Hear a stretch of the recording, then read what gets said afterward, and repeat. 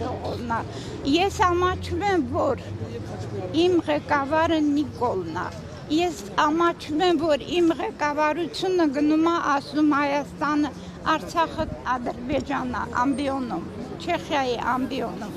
Ես ռուսից նեղանում են։ Ռուսը ինչ անի, որ քո ղեկավարը գնում է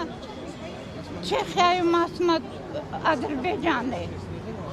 Քո պապն է ստեղծել այդ տականք, այդ կեղտ։ Մեր ղեկավարը հոգեկան շեղումներ ունի։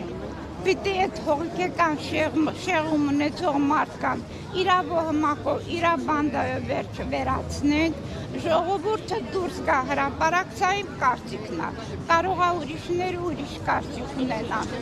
ժողովուրդը դուրս գա հրապարակ, ընտրյալ, մերը պիտի լինի շատ խելացի և ընտրյալ, որ կարողանա ժողովուրդի խելքի բերի, ժողովուրդը իրար ուտում են, բանակը քանդել է, մեր ղեկավարությանը վերացրում է, բոլոր բանտարկյալները նստած են, իմ ընկերները,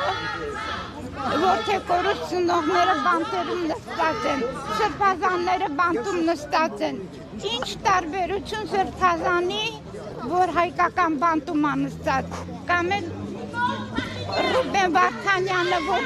Բաքվի բանտում է նստած, ես տարբերություն չեմ տեսնում, նույն թուրքն է դատում էր, նույն թուրքը Հայաստանը հանձնելու է,